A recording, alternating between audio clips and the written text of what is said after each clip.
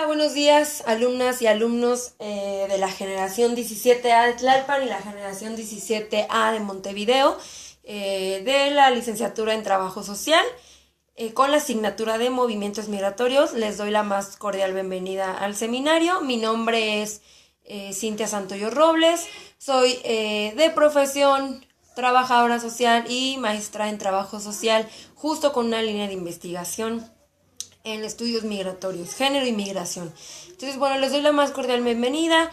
Con el grupo 17A de Montevideo nos veremos los martes de 10 a 1 y con el grupo 17A de Tlalpan los miércoles de 10 a 1. Entonces, bueno, el por qué he unificado el video para esos dos grupos, porque los rubros de evaluación serán similares en cada caso. Bueno, pasaremos primero a establecer un poco rubros de evaluación y objetivos dentro del seminario. También quisiera decirles que les mando un fuerte abrazo. Espero que ustedes y sus familias no hayan sido afectadas por el sismo los sismos que sucedieron en la ciudad y en los estados aledaños y también en el sureste de nuestro país. Han sido situaciones muy lamentables que como población estamos padeciendo, pero bueno, más que nunca, ahora se necesita como la fuerza de la población, del pueblo de México, ¿no? Y que la clase sea un espacio también de reflexión, ¿no? De reflexión y crítica ante todas estas cosas que están surgiendo a raíz del sismo que se suscitó el pasado 19 de septiembre, que afectó a la Ciudad de México. El 7 de septiembre también fue muy importante porque afectó a los países del sureste de nuestro país. Lo que pasa es que generalmente los gobiernos y los medios de comunicación nunca voltean a ver a los estados que además son de los estados más pobres, ¿no? Se habla de los damnificados de antes. Ellos ya eran estados damnificados por la pobreza, por la miseria, por el hambre, pero que ahora, ¿no? Pues la situación recrudeció, que bueno, tenemos que generar un espacio de reflexión y crítica en esta asignatura. Entonces, pues bueno, esperando que todo esté bien con ustedes y sus familias, vamos a pasar un poco a lo de la clase. A la generación 17A de Montevideo ya tenemos el gusto de haber trabajado, a la generación 17A de Tlalpan no, pero bueno, en clase, por favor, pues el respeto a la pluralidad de ideas, ¿no? La tolerancia a la pluralidad de ideas, siempre que cumplir con los horarios de clase, ¿no? No llegar 10:30, no llegar 11, ¿no? La clase comienza a las 10 de la mañana y termina a las 13 horas. Entonces, bueno, otro aspecto importante de señalar, el uso del móvil. Yo no tengo ningún problema con que si ustedes tienen una emergencia, pues deban atender el móvil, pero de verdad en caso de una emergencia, ¿no? Entonces pueden salir del aula para no causar disturbios y poner atención, permitir que sus compañeras pongan atención al resto de las clases, al resto de la clase y bueno, eso. Si de verdad tuviesen una emergencia, pueden salir del aula para que puedan atender cualquier otra situación, ¿no? Que pueda ser una emergencia. Yo tengo 2 hijos y entonces entiendo la necesidad de estar comunicados, ¿no? Es importante, pero por favor no causar disturbios dentro del aula porque pues se pierde un poco el hilo conductor de la clase. Y bueno, eso. Pues como ustedes saben, el objetivo terminal, que ustedes lo pueden leer dentro de su temario, el temario que suben a la plataforma del Instituto Mexicano de Psico-Oncología, pues es que al finalizar el curso, el alumno distinga los aspectos socioeconómicos, el alumno y la alumna distinga los aspectos socioeconómicos que propician los movimientos demográficos, así como el fenómeno de la migración de mexicanos a Estados Unidos, para valorar el proceso de adaptación de los migrantes, así como las condiciones laborales, familiares y personales de los mismos en los procesos de migración, ¿ok?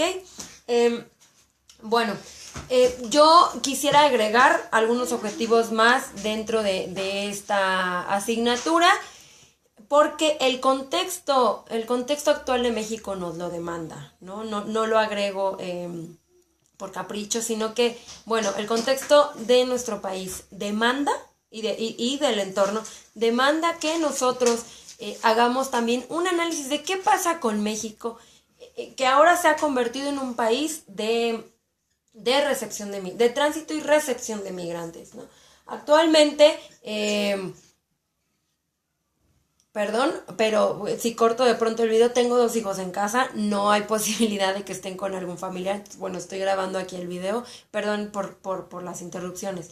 Les decía que para mí era imprescindible agregar un objetivo más, considerando que los contextos sociales, pues sociodemográficos en este caso, en el caso de las migraciones, son cambiantes de un momento a otro. Dentro de la intervención del trabajo social y su clasificación, se encuentra la intervención de tipo emergente, ¿no? Que hace referencia a las problemáticas y situaciones que de pronto, que no se tenían previstas, ¿no? Que son situaciones que quizá no se valoraron anteriormente y que, bueno, se vuelven precisas, imprescindibles de atenderse de manera urgente en determinada coyuntura económica, social, política, ¿no? En este caso, pues, es el caso de México. México se ha caracterizado tradicionalmente por ser un país que expulsa a migrantes, ¿no?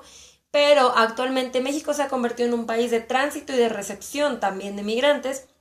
Y bueno, es importante que consideremos, ¿no? Que México está sufriendo una transformación importante a partir de la llegada de personas centroamericanas, de personas de Asia, Medio Oriente e incluso África, ¿no? A partir de hace 2 años o 3 aproximadamente, la oleada de migrantes centroamericanos del Congo, Camerún, Uganda, ¿no? Que ha venido llegando a nuestro país. Y bueno, el trabajo social ha tenido una intervención importante en la participación y apoyo con los grupos de personas migrantes, pero no se sistematiza, es decir, pocas veces se hace teoría, pocas veces se hace investigación desde el trabajo social, ¿no? Generalmente la migración se ve de la economía, la política, sociología, pero ¿qué pasa con los y las profesionales del trabajo social? He allí la importancia de realizar intervención e investigación, ¿no? En estos temas. Y bueno, importante saber que con las nuevas políticas migratorias que ya se venían gestando, ¿no? Desde W. Bush, ¿no? A lo largo de la historia, pero que con estos últimos 3 gobiernos en Estados Unidos, Bush, Obama y ahora con el gobierno de Donald Trump, se han visto endurecidas, ¿no? Y que bueno, hay un papel que México juega muy importante en la recepción de los migrantes que están retornando a nuestro país porque están siendo deportados, y que además México está jugando como una especie de país que contiene, ¿no? Estamos jugando un papel de contención de la migración centroamericana, africana y de otros sitios. Con esto de la discusión del muro que Donald Trump pretende poner en la frontera sureste de nuestro país. Y bueno, y con eso no solamente lo más visible que pueden ser lo de las remesas económicas, ¿no? La afectación desde las remesas económicas, sino que también hay todo un tema del racismo, de prácticas racistas, discriminatorias y de exclusión, ¿no? Dentro de nuestro país. Y no solamente mexicanos, ¿no? En general, personas centroamericanas, como ya les menciono, y de otros países. Y bueno, los gobiernos hay que analizar, es muy importante que el alumno y la alumna del trabajo social sepa, conozca de esto y analizar las políticas migratorias, cómo es que están actuando y cómo están respondiendo los países involucrados en torno a estos asuntos migratorios, ¿no? Con cada clase, a lo largo de cada clase iremos estableciendo objetivos por sesión, es decir, llegamos a la sesión el próximo martes, día miércoles, y bueno, vamos a hablar sobre y acerca de lo que se va a revisar ese día, cuáles son los objetivos, qué pretendemos como profesionales del trabajo social en cada uno de los apartados que el temario del IMPO nos marca, ¿no?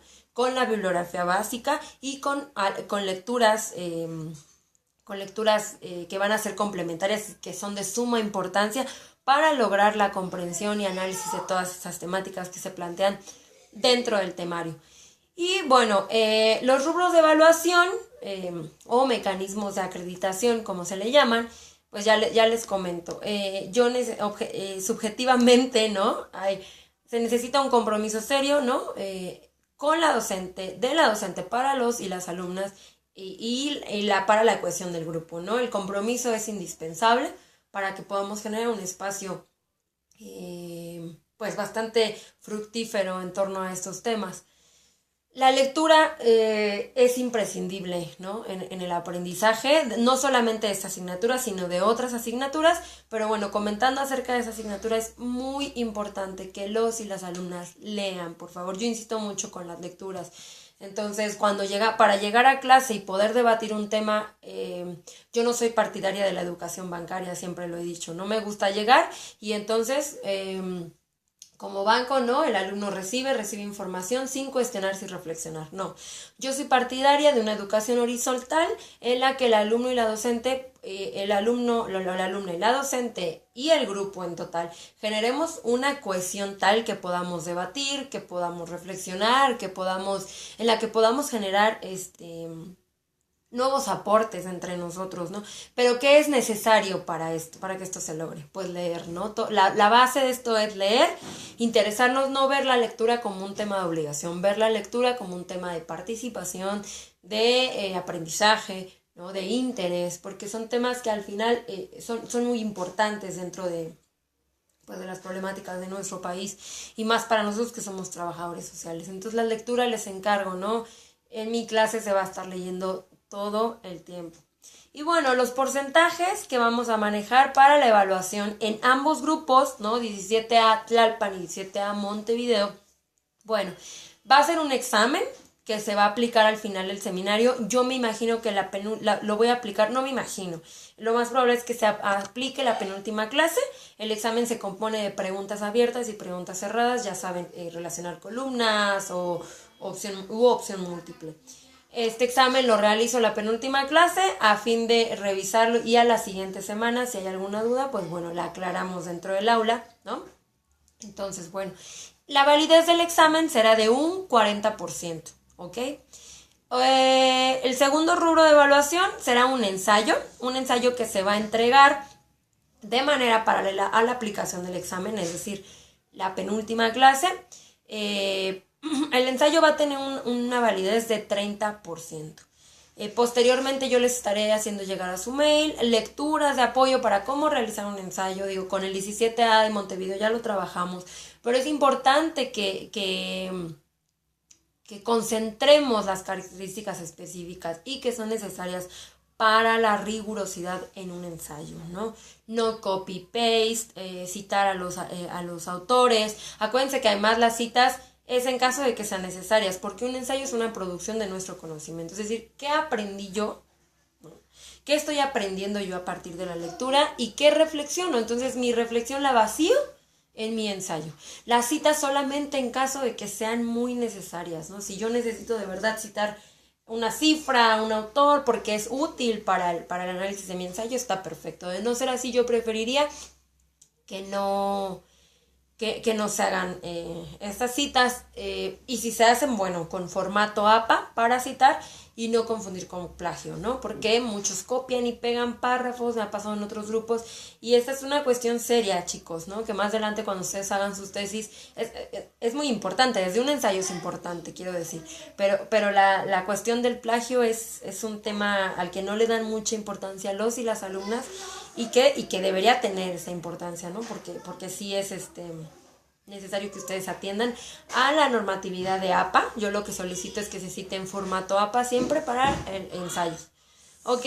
Y bueno, pero ya después yo les estaré mandando unas lecturas que hablen en torno al ensayo para que quede un poquito más claro. Y bueno, el ensayo va a tener examen 40%, ensayo 30% hasta ahora. Y bueno, nos queda un 30%. Entonces, pues bueno, otro 15% van a ser las tareas, ¿no? Las tareas pueden ser exposiciones, realización de reportes de lecturas, analíticos y de reflexión, ¿no? Ya sean mapas mentales, síntesis, mapas conceptuales, matrices de análisis, ¿no? Las tareas pueden variar dependiendo de la lectura que hagamos. Hay lecturas que son más de números, pero que siempre deben de tener el componente del análisis social. Y hay lecturas que, pues bueno, son meramente muy sociales, no con tantas cifras. Entonces, va a depender de la lectura que realicemos, la tarea que se deje. Y además, también dependerá, pues, como de sus modos y estrategias de aprendizaje, ¿no? Quizá yo aprendo más con un mapa mental, quizá yo aprendo más con una matriz de análisis o quizá con un árbol, con lluvia de ideas, perdón, ¿no? Entonces, y exposiciones, ¿no? Habrá temas que a ustedes les tocará exponer acerca de la migración con recursos didácticos, ¿no? Una exposición, como ya les he comentado, tiene que tener 3 aspectos muy importantes, ¿no? La información, si deciden hacerla en PowerPoint, en láminas, no debe de estar concentrada de tal manera que sean 20 renglones y ustedes lleguen al aula a leerla. Las diapositivas tienen que ser de apoyo. Yo pongo una diapositiva y en esa diapositiva me voy apoyando para poder explicar lo que quiero hacer en mi presentación. Nunca de lectura, ¿no? Porque además aburrimos al otro, fastidiamos al otro y me parece que es una falta de respeto. Tenemos que venir a clase a explicar. El método de exposición en mis clases no se negocia. Es muy importante que como trabajadores sociales vayamos generando más capacidad de poder ponernos al frente del grupo, ¿no? Y explicarnos, ¿no? Y esto con mucha seguridad, si ustedes leen, si ustedes reflexionan, las exposiciones salen bien. Entonces, bueno, esta parte contará como un 15%, ¿no? Exposiciones, tareas, lecturas, 15%. Entonces hasta ahí llevamos examen 40%, ensayo 30%, ahí va 70%, más 15% de tareas. El otro 15% va a ser la participación en clase. Yo necesito grupos en la misma disciplina, ¿no? Cintia como trabajadora social, como su maestra. No, la disciplina necesita alumnos y alumnas que discutan, que reflexionen, que cuestionen, que critiquen, claro, siempre de manera asertiva, ¿no? Lo que se habla en clase. Para participar será muy importante que nosotros leamos todo el tiempo las lecturas. Es muy importante que nosotras leamos todo el tiempo, ¿no? Para eso, para poder participar, pues se necesita leer. Entonces la participación en clase tendrá otro 15%. Aquí, como ven, entre tareas y participación en clases ya se suma otro 30%, que con el 30% del ensayo da un 60% y que con el 40% del examen da un 100% para sus rubros de evaluación. Hay otra cosa que quisiera comentarles. Hay la posibilidad, tanto en las autoridades del Instituto Mexicano de Psico-Oncología me autoricen, ¿no?, realizar algunas prácticas a un albergue que trabaja con personas migrantes. Y será un trabajo importante que me gustaría que trabajásemos y ver qué tanto los grupos están de acuerdo o no. A mí me parece muy importante porque es muy importante la teoría, sí, pero también tenemos que conocer el otro lado que es la práctica. No puede haber práctica sin teoría, no puede haber teoría sin práctica, mucho menos en la disciplina del trabajo social. Yo, como les comento, una práctica sin teoría es activismo, ¿no? Y no está mal el activismo. La cuestión es realizar como ambos trabajos a la vez, ¿no? Conocer de la teoría e informarme para poder trabajar con estos grupos. Entonces, acerca de esta actividad yo les comentaré más adelante, en tanto yo pueda platicarlo con la maestra Lorena, que es mi superior, y pues bueno, poder saber si hay la posibilidad de salir a prácticas o no, ¿no? Y bueno, las tareas, como les comento, ¿no? Las tareas, el objetivo de estas no es como que ustedes estén reportando cada rato, no, el objetivo de las tareas es que ustedes puedan reforzar lo que se ve en clase, ¿no? O lo que se va a ver en clase. Yo probablemente les deje lecturas, el mecanismo va a ser que les deje lecturas con anterioridad para poder llegar a comprender lo que voy a exponer en clase o lo que va a exponer otro compañero u otra compañera en clase, ¿no? Que no lleguemos en blanco, es decir, si la próxima sesión vamos a hablar sobre remesas, ¿no? Una lectura que se relacione con remesas, ¿no? Con anterioridad. Entonces, bueno, eso es mucho trabajo, pero también muchísimo aprendizaje. En cuanto a la bibliografía, vamos a utilizar la bibliografía básica que se marca en el temario y adyacente a eso, con los grupos que 17A de Montevideo que ya me conoce, vamos a trabajar también bibliografía complementaria, ¿no? Que ustedes sin ningún problema pueden escribirme: maestra, no encuentro acerca de esto, y yo la proporciono. Y bibliografía que yo proporcione de manera constante en todas las sesiones para la realización de tareas, ¿no? Y de exposiciones. Y bueno, para la próxima sesión, ¿no? La primer tarea para el grupo 17A Tlalpan, 17A Montevideo, es que me traigan una reflexión de 1 a 2 cuartillas. Por favor, si quieren utilizar hojas recicladas, yo no tengo ningún problema. O si quieren utilizar las hojas por ambos lados, tampoco tengo ningún problema. Ya sea a máquina o a mano, solamente que si es a mano la letra sea legible, por favor. No hay ningún problema. Así como para el resto de las tareas, ¿no? Es importante no desperdiciar hojas. Y habrá documentos que yo se los pida vía correo electrónico, ¿no? Para ahorrarnos las hojas. A veces es cansado para el docente estar leyendo desde la computadora, pero no hay ningún problema, ¿no? Yo prefiero que así sea en función a colaborar con el medio ambiente un poco, ¿no? Y bueno, como les mencionaba, la tarea de la próxima clase va a ser una reflexión de 1 a 2 cuartillas sobre la migración. ¿Qué es la migración? Se vale que consulten textos, se vale, pero quisiera que lo esencial de esta primera tarea sea lo que ustedes, como trabajadoras y trabajadores sociales, conocen acerca del tema, ¿no? ¿Qué es la migración? Características, causas y consecuencias, ¿no? Es muy importante resaltar estos aspectos. Para esto les pido que utilicen, ya les digo, hojas recicladas, a mano o computadora, no hay ningún problema, ¿no? Pero que sí me lo entreguen para la próxima sesión. Y bueno, hay que consultar también una bibliografía que les voy a pedir. El nombre es Migraciones Internacionales.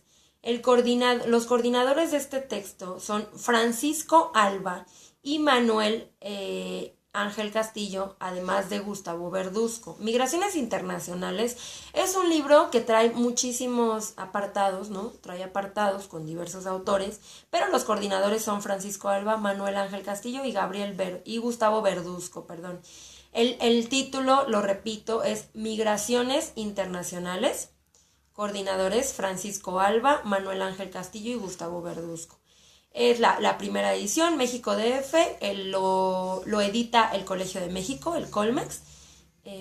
Los grandes problemas de México, volumen 3, ¿no? Es importante que consigan esta bibliografía para la próxima sesión. No hay ninguna tarea de esta bibliografía, lo que sí es importante que la consigan. En tanto no puedan conseguirla, la sesión que entra me lo dicen y con mucho gusto yo les puedo compartir el PDF por correo electrónico, ya que tenga el correo electrónico de todos. Del grupo que ya lo tengo, bueno, pues se los hago llegar si es que no lo encuentran en PDF.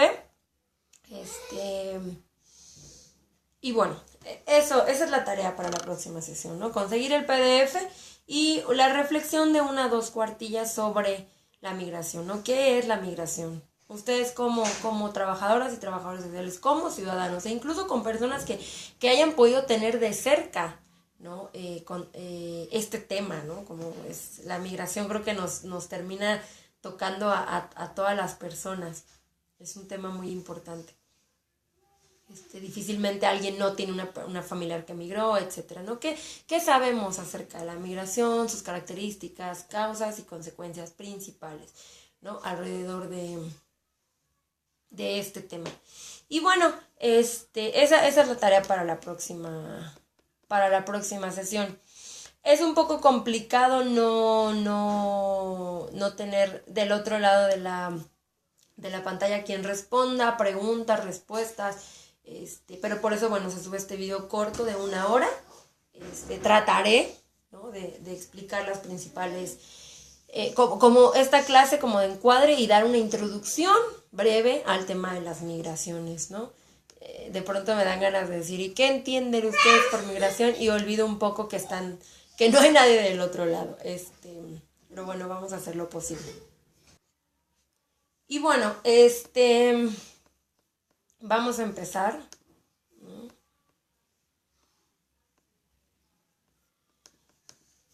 Es muy importante analizar la migración desde diversos aspectos. Como ustedes saben, las migraciones actualmente o en nuestro país tienen en nuestro país y en otros países, ¿no? Tiene diversas causas y consecuencias. ¿Qué podemos analizar de las causas y consecuencias de la migración?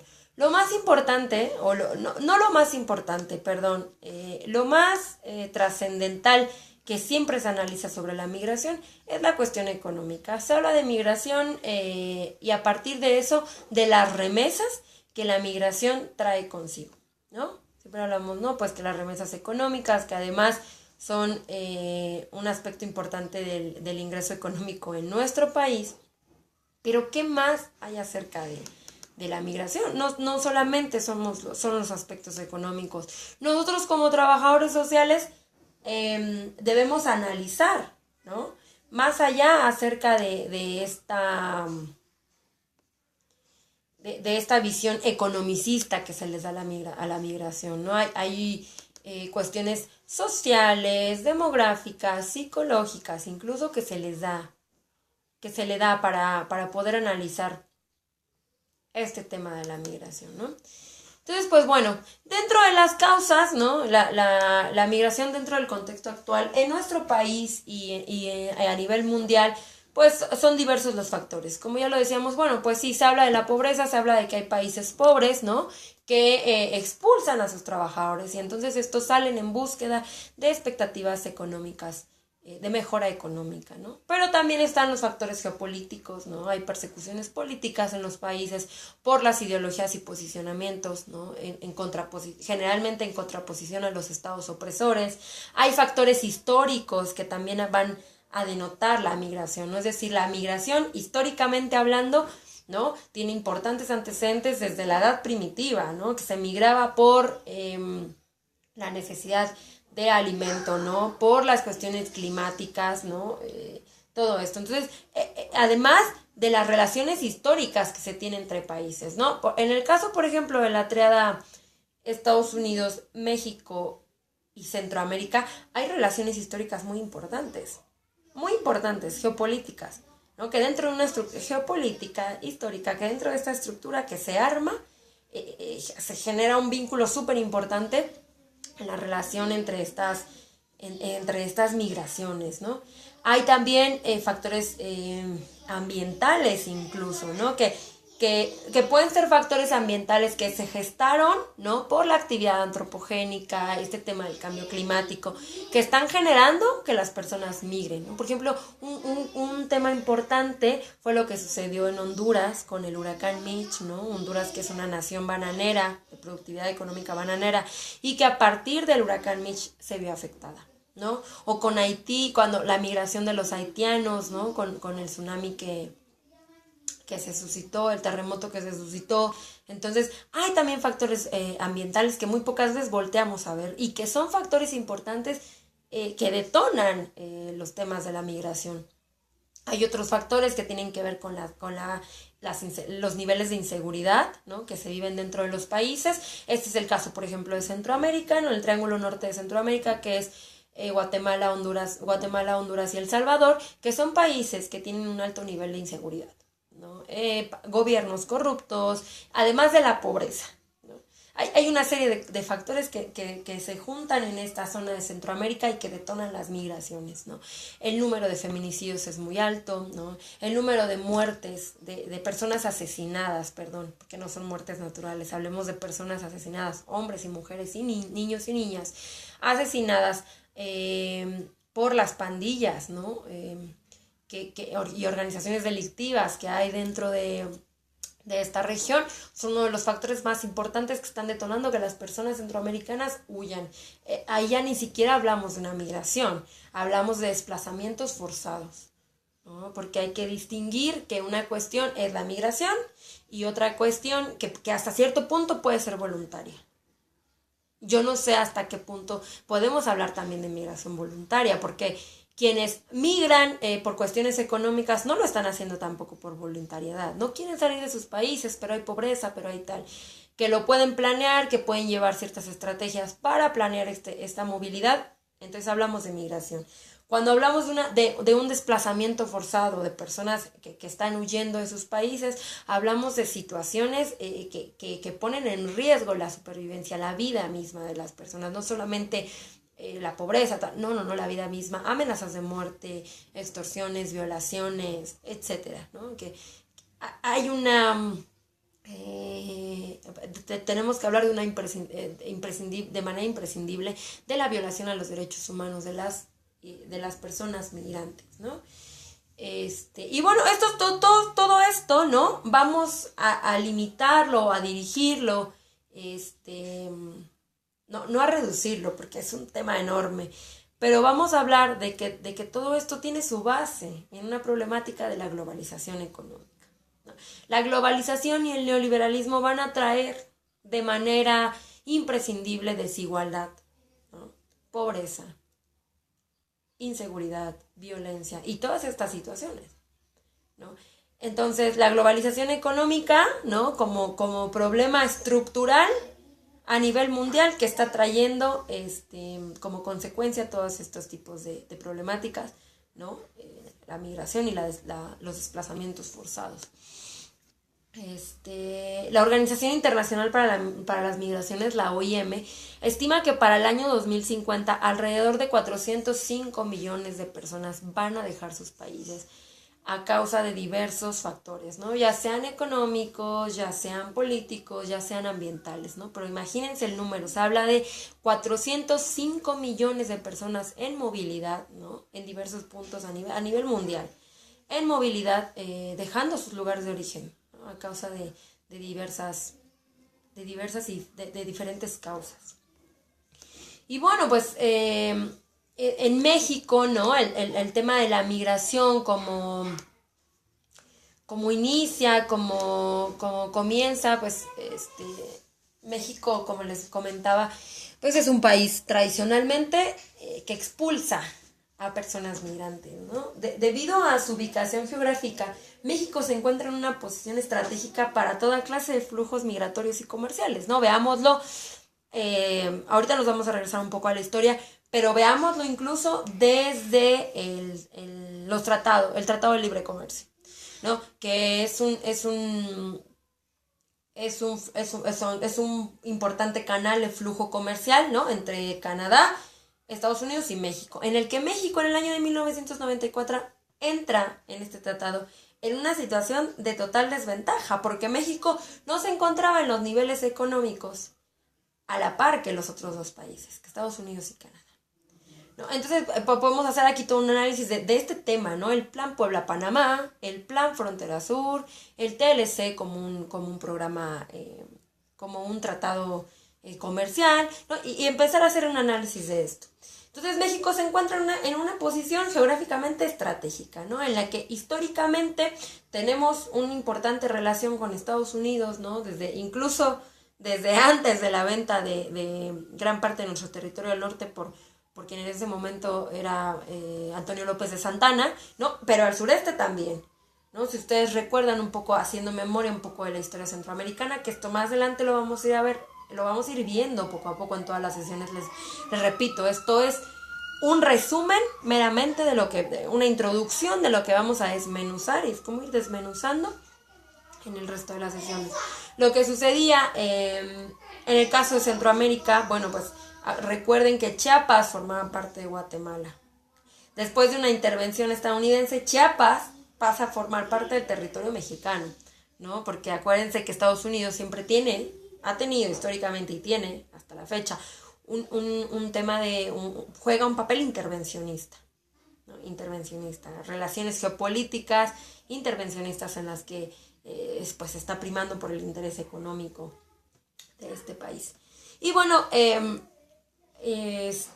como les menciono, ¿no? Al norte pues Estados Unidos, al sur con Guatemala y Belice, ¿no? Esta frontera que cubre la mayor parte del estado de Chiapas, pero que también con Tabasco, ¿no? Hace frontera. Entonces, bueno,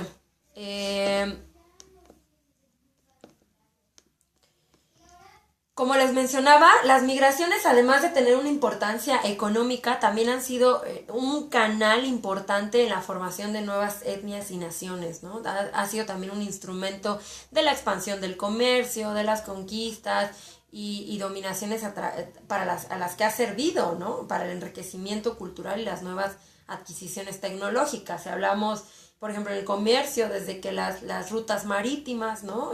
Hablábamos desde ahí de flujos migratorios, ¿no? En el caso de nuestro país, pues con España, que fue el país que nos invade en la década de en 1500, ¿no? Que somos invadidos 1490 y algo, 1500, ¿no? Cuando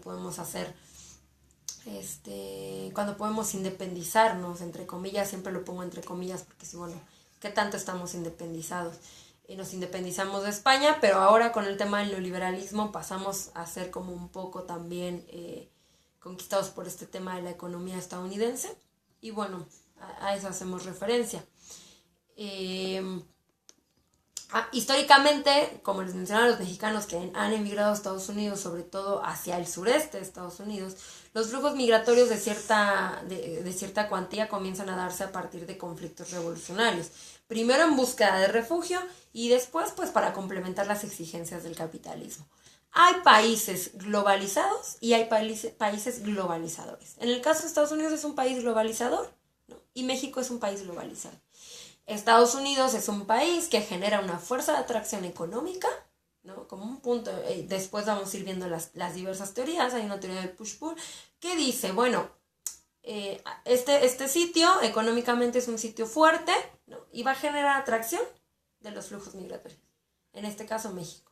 Hay una autora que habla un poco de eso también, de las ciudades globales, Saskia Sassen, y ella dice, bueno, sí, es que evidentemente hay ciudades globales que generan una alta demanda de mano de obra de trabajador, de mano de obra migrante, ¿no? Y bueno, porque además esta fuerza de trabajo es más barata. En el caso de nuestro país, pues hacemos un retroceso. Es el nexo bilateral de migración más importante a nivel mundial. Es decir, la migración entre México y Estados Unidos es uno de los nexos más importantes a nivel mundial, no solamente por el tiempo que ha permanecido este flujo migratorio, sino por el número en el flujo de personas que entran y salen. Más las que se van que las que retornan, ¿no? O que retornan por temporadas. Pero ha sido el nexo bilateral más importante que ha habido, México-Estados Unidos, ¿no? Y bueno, no hay una corriente contemporánea entre dos países tan numerosa como la que han tenido, ¿no? Hemos tenido nosotros con el país, pues del norte. Dos elementos son los más importantes que contribuyeron a estimular estos flujos migratorios hacia el norte. En primer lugar, pues se crea el ferrocarril que comunica las zonas centro y occidente de México hacia Estados Unidos y que entronca hace entronque con los ferrocarrileros de Estados Unidos. Y entonces, por lo tanto, hace posible el traslado de los trabajadores mexicanos entre regiones distantes. En segundo lugar, la persecución racista que sufrieron los chinos en el vecino país del norte. Es decir, en Estados Unidos había muchísima mano de obra china trabajadora. Pero me parece que en el año de 1882, con la ley de exclusión china y la aplicación de una política restrictiva hacia esta población, desemboca en 1907 con un acuerdo con el que se llamaba el Acuerdo de Caballeros, y pues esto detuvo la migración asiática. Como ya no había mano de obra asiática en el país del norte, pues hay una reducción de la productividad económica y se empieza a buscar, ¿no?, el crecimiento a través de otra mano de obra económica, que en este caso pues comienza a ser la mexicana. Posterior a esto, y como ustedes pueden recordar, pues viene la Guerra Mundial. Entonces, con la Guerra Mundial, la mano de obra se comienza a demandar, porque Estados Unidos comienza a necesitar quien trabaje los campos, ¿no? Para poder abastecer, ¿no?, a la población estadounidense de alimentos, y que entonces no se descuidara la parte militar, la estrategia militar que Estados Unidos tenía en la Segunda Guerra Mundial. Como ustedes saben, Estados Unidos participa en la Segunda Guerra Mundial y es imprescindible la mano de obra trabajadora en este país. Conforme a esto, pues se estipula el programa Bracero, ¿no? El programa Bracero va a conformar un modelo de importación muy importante de mano de obra, con un rasgo distintivo desde el punto de vista burocrático y administrativo, porque se hablaba de un flujo migratorio hasta cierto punto autorizado y legal, ¿no? Se decía, este flujo migratorio está legalizado, pueden venir a trabajar, ¿no? Se va a hacer un control gubernamental de los mexicanos que entren a nuestro país a trabajar. Con 4 características importantes, ¿no? La legalidad, ¿no? Es decir, que había un trato legal entre los gobiernos estadounidenses y mexicanos.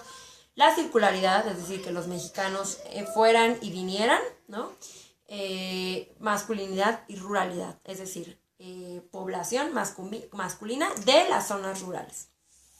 Estas 4 eran las características principales que van a dibujar este flujo migratorio a partir del programa Bracero. De esta manera, bajo los términos de este convenio del programa Bracero, los trabajadores que iban a trabajar a Estados Unidos estaban allá por una temporada y debían regresar, ¿no? Debían regresar a sus lugares de origen a México en el resto del año, ¿no? Es decir, era un trabajo temporal el que se les brindaba pues el apoyo para que permanecieran en el país del norte. Y después Estados Unidos plantea terminar el programa Bracero, que viene desde 1940, en el año de 1963, ¿no? Dice, bueno, ya finaliza este programa Bracero, se cancela el trato, el acuerdo bilateral entre Estados Unidos y México, y vamos a pararlo. Pero en 1963, bueno, decide hacer una prórroga por un año más para que México pudiera definir políticas gubernamentales que estimularan la economía desde la agricultura para las personas migrantes que estaban retornando. Desde Estados Unidos dice, bueno, voy a dar un año de plazo más para que México pueda estabilizar su economía desde la agricultura y poder dar empleo, ¿no? ¿Cómo van a dinamizar la productividad económica de su país cuando estos migrantes retornen?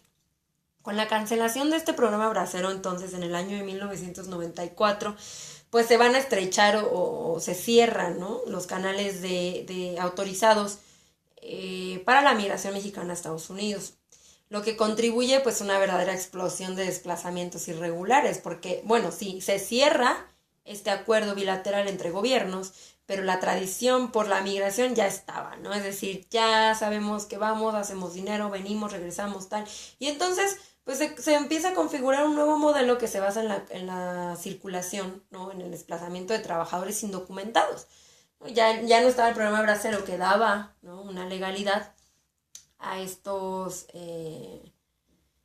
desplazamientos, y ahora comienza, ¿no? A haber la entrada de personas indocumentadas al país del norte. Y bueno, así se ha venido dibujando la migración mexicana hacia Estados Unidos. Y bueno, más tarde podemos hablar de otras reformas que se han venido dando entre ambos países, no solamente Estados Unidos, sino también México, en torno a la ley de inmigración, ¿no? Que más que ser reformas de protección a los migrantes, han sido formas de castigo y represión, ¿no? Totalmente policíaca. Hablamos de reformas policíacas y represivas a la población migrante. Una de ellas pues es la IRCA, y más tarde, en los años de 1990 a 1996, la ley de inmigración, lo que va a propiciar un control muy importante de vigilancia en la zona fronteriza, ¿no?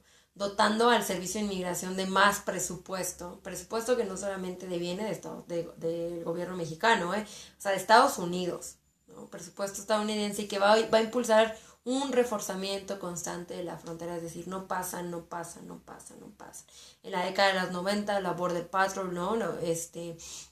Y toda la persecución a las personas migrantes que no solamente mueren en la frontera a causa de los factores ambientales, como lo es el desierto, ¿no? Como son ahogados en el río, no, o sea, también también perecían, ¿no? Por el ataque del control migratorio en la frontera. Y bueno, en el discurso oficial, la IRCA y estas reformas legislativas van a inaugurar una nueva etapa, ¿no? Que casi por cuestión de sistema es necesario aludir a esta frase de que se necesitaba Estados Unidos decía, necesito recobrar el control de esta frontera, ¿no? Porque se canceló el programa bracero, la migración se volvió un factor tradicional, ¿cómo hago, ¿no? Para controlar la migración al país del norte.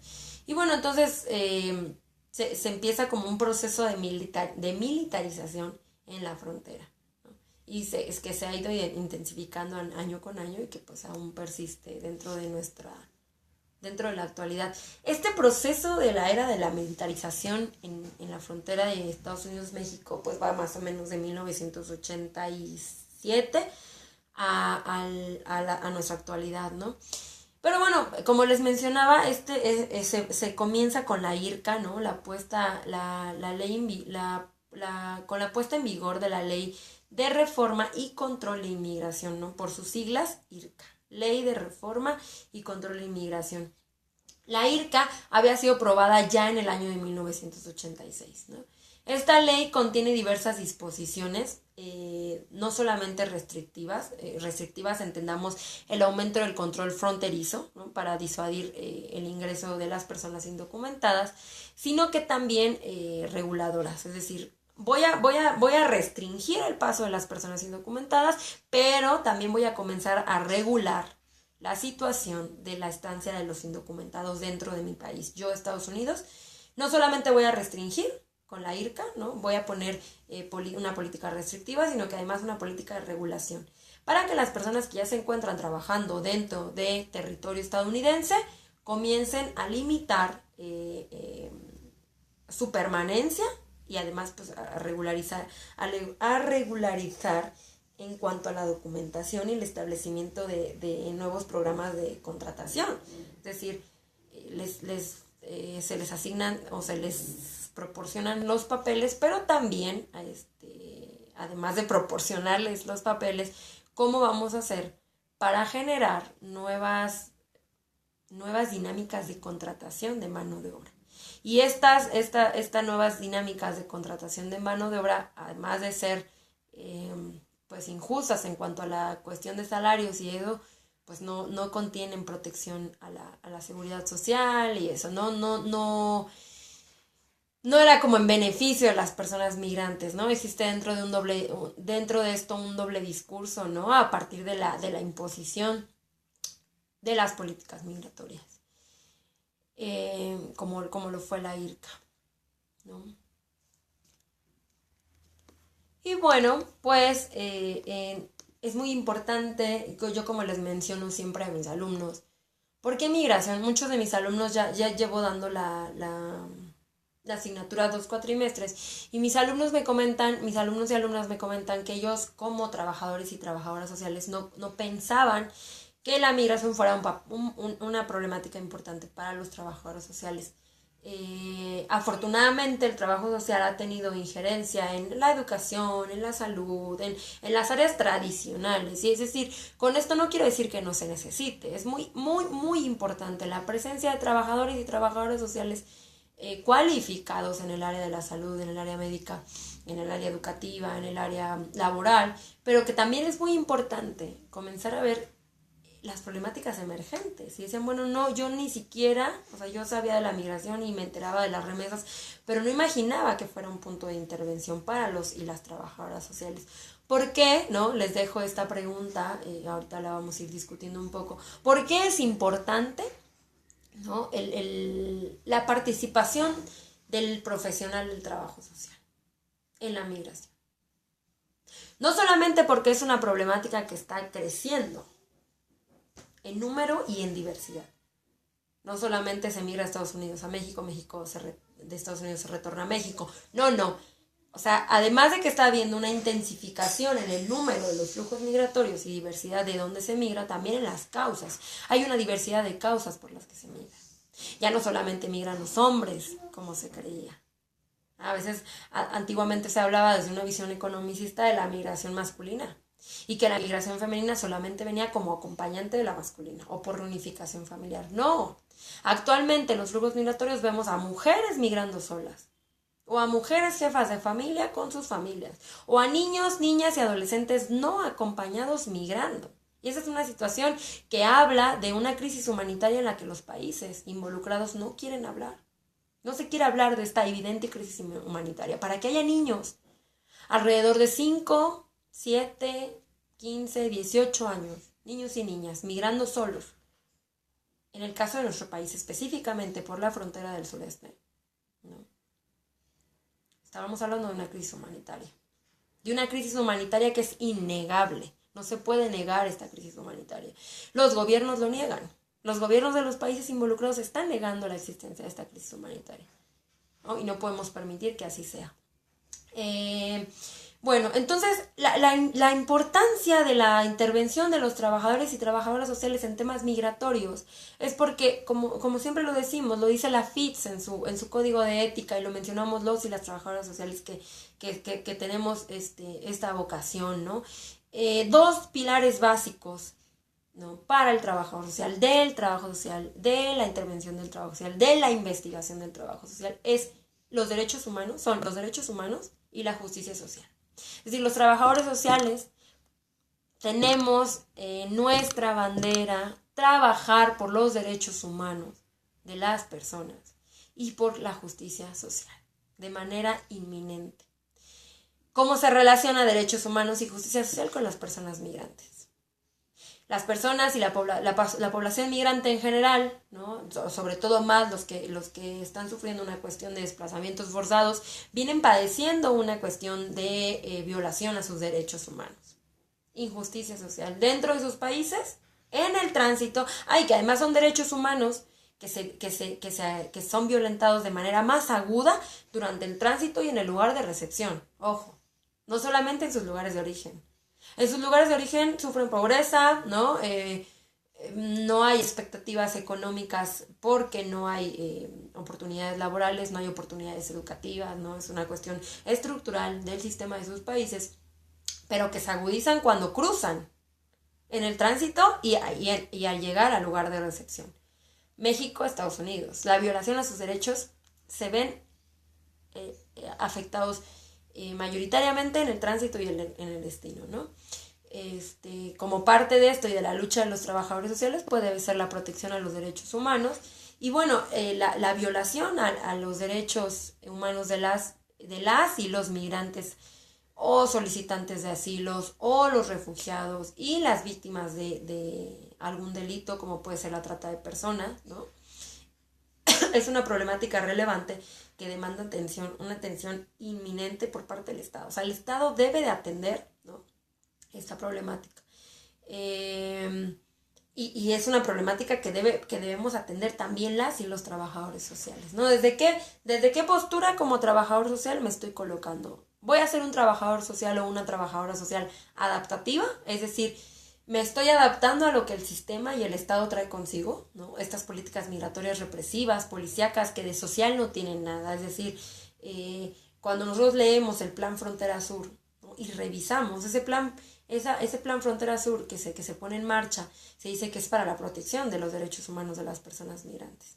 No hay ninguna protección a los derechos de las personas migrantes. La mayor parte de la violación a sus derechos se da en las estaciones migratorias que pertenecen al gobierno, al Instituto Nacional de Migración. Entonces, no hay una protección a sus derechos. Yo, trabajadora social, voy a participar de manera adaptativa, es decir, me voy a adaptar, ¿no?, a los estatutos de gobierno del Estado, a estas leyes que son represivas, policíacas, o yo, trabajador social o trabajadora social, voy a emprender una acción transformativa. Es decir, ¿cómo voy a realizar un análisis, una crítica, una dura reflexión ante esta situación? Que es una situación preocupante, muy, muy preocupante para la situación de las personas migrantes en nuestro país y bueno, en otros flujos migratorios. como yo les mencionaba, como consecuencia de este posicionamiento geográfico que México tiene, suele ser considerado como un punto de migrantes, ¿no? O transmigrantes centroamericanos, caribeños, suramericanos y extracontinentales, África, Asia, y que bueno, que se dirigen a Estados Unidos o Canadá, ya como países de destino.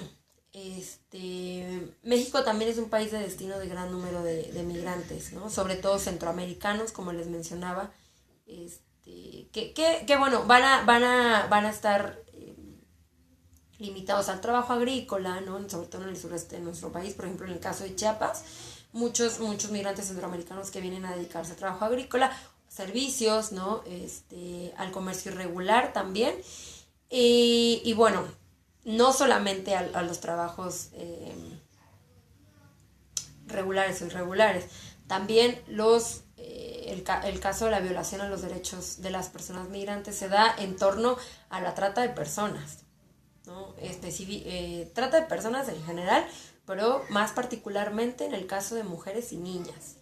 Hay explotación sexual, el tema de la esclavitud sexual cobra una importancia, una especial importancia dentro de nuestro país, que es importante analicemos, ¿no? Como parte de la violación a los derechos humanos de las personas migrantes y algunas otras cuestiones o prácticas discriminatorias y excluyentes que no, es decir, que no son como tan tangibles, pero que están en el día a día, ¿no? Las y los trabajadores migrantes padecen una cuestión laboral de violación de sus derechos en materia laboral fuertísima. ¿Qué acaba de suceder con lo del sismo? ¿No? Que me tocó estar de brigadista en esta zona de Chimalpopoca y Bolívar, en la delegación Cuauhtémoc, centro de la Ciudad de México, que bueno, exigimos las listas de las y los trabajadores que estaban en esas fábricas. No se han querido dar, no se han querido proporcionar nombres, se recuperaron solamente 22 cuerpos, 20 con vida, 20 sin vida, 2 con vida. ¿Qué pasa con el resto de personas que estaban trabajando en ese momento en la fábrica? Y bueno, se sabe que dentro de esta lista de trabajadores había trabajadoras centroamericanas, taiwanesas y de alguna otra nacionalidad. Si de por sí a los y las mexicanas se nos violan nuestros derechos en materia laboral, cuando tú no traes papeles, cuando eres el sin papeles, la sin papeles, eres un número más y tus derechos son violados con más facilidad, ¿no? Los derechos de estas personas violados y violentados. Entonces puedes desaparecer en el mapa a raíz de un sismo y no hay quien dé la cara, ¿no? Quien responda a estas peticiones de queremos las listas de los y las trabajadoras. Murieron muchas trabajadoras y trabajadores migrantes que probablemente tengan, espero yo, mucho más posibilidad de que sus cuerpos sean recuperados. Pero ya pasó el caso de una señora que denunció que le querían entregar el cuerpo de alguien que no era su hija, ¿no? Imagínense ustedes en el caso de la situación de las personas trabajadoras migrantes. La violación de sus derechos es exponencial. Entonces, bueno, esto es algo un poco que vamos a ver dentro de las clases, que las vamos a ir viendo con un poco más de estructura, ¿no? Tema por tema, apegándonos al temario e incluyendo temas extras, ¿no? Adyacentes, que son temas adyacentes que no podemos dejar de tocar dentro de nuestra asignatura. Entonces, pues bueno, les agradezco mucho que se hayan tomado el tiempo de ver este video. Les voy a dejar anotado, mis ayudantes me acaban de pasar este pizarrón. Voy a dejar anotado mi correo electrónico por si ustedes necesitan localizarme antes del día de la clase. Digo, hay un grupo que ya lo tiene, hay un grupo que no, pero yo se los dejo aquí para que lo tengan y me puedan escribir. Yo generalmente reviso de manera diaria mi correo electrónico a esta semana que, bueno, hemos tenido problemas con la conexión por lo del sismo, pero lo reviso de manera diaria, o sea, no hay ningún problema. Es cynthia.stephanie@gmail.com, ¿ok? CYNTH y latina A ESTEFANY, Stephanie Santoyo, SANTOYO, @gmail.com. Cualquier duda acerca de este pequeño vídeo, mándenme un correo electrónico y yo con muchísimo gusto les respondo. Y bueno, esperemos que todos se encuentren en la normalidad para poder retomar nuestras asesorías y nos estaremos viendo la próxima semana en clases. Agradezco mucho su tiempo para ver este video. Ya les menciono todas estas pequeñas lluvias de ideas. Vamos a retomarlas la próxima sesión. Espero que tengan una tarde de fin de semana y esperamos